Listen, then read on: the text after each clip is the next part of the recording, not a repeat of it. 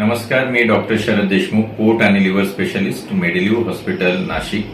माझ्यासोबत आहेत मिस्टर भीमा सानप, ज्यांचं वय आहे 49 वर्ष. हे माझ्याकडे 4 महिन्यापूर्वी अतिशय गंभीर परिस्थितीत ऍडमिट झाले होते. आपण आज त्यांच्याशी चर्चा करूया.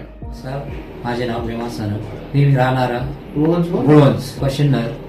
4 महिन्यापूर्वी मला रक्ताची आणि त्याचं संडास होती आणि doctor Sharad Deshmukh middle hospital आम्ही ऍडमिट झालो.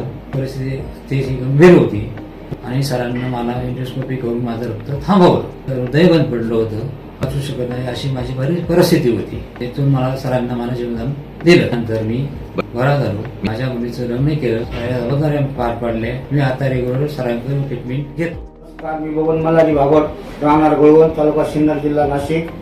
आमच्या बाच्याला दवाखान्यात घेऊन 2-3 ठिकाणी त्यांच्याकडे डॉक्टर गेलो, 2 वखत गेलो होतो. स्वतः पहिल्यांदा त्यांना रक्ताच्या उलट्या झाल्या होत्या, रक्ताची संडास झाली. एकदा त्यांची छाती दाबली होती, डायरेक्ट गत झाली होती पूर्ण. त्याच्यानंतर त्यांच्यात गेल्यानंतर आम्हाला भाषेला भरपूर फरक पडला. त्याच्यात परत 2-3 महिने गेले, परत झालं. परत तर नंतर गेलो आम्ही घेऊन त्यांना, घेऊन भाषेला घेऊन गेलो. परत ते परत ते क्लिअर झालं. त्यांचा हृदय बंद पडत त्या टायमाला. मी रक्ताच्या उलट्या मी त्या टायमाला चालू होत्या आणि जुलाब होत होते रक्ताचेच. त्याच्यानंतर मग लग्न पुढीचं ठरलं. तुम्हाला भावकाच काय केलं म्हणून डॉक्टर साहेब म्हणून एकदम क्लिअर होतील म्हणून, घाबरायचं काही काम नाही म्हणून. मग त्याच्यानंतर एकदम व्यवस्थित झाला आमचा बाचा. आता रेग्युलर त्याच्यावाले उपचार चालू डॉक्टर साहेब. काही वेळेस योग्य वेळेस आम्हाला ट्रीटमेंट भेटली नसती तर आम्हाला आमचा भाषा सुद्धा पाहायला भेटला नसता. हो, आभारी हाव डॉक्टर साहेब. भीमा सानप यांना रक्ताच्या उलट्या झाल्या, रक्ताची संडास झाली, त्यांचं ब्लड प्रेशर कमी झालं होतं, हृदयाचे ठोके बंद पडले होते.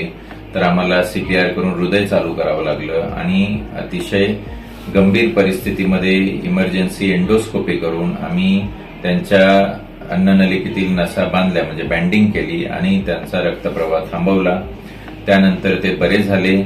त्यांनी आपल्या मुलीचं लग्न केलं आणि लग्नाच्या नंतर त्यांचं फॉलोअपला उशीर झाला आणि त्याच्यामुळे मध्ये त्यांना छोट्या परत रक्ताच्या उलट्या झाल्या होत्या. त्यानंतर परत आम्ही त्यांची बँडिंग केली.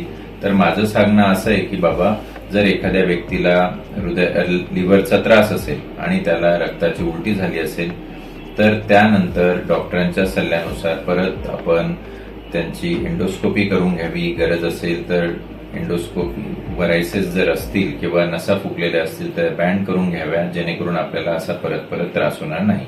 धन्यवाद.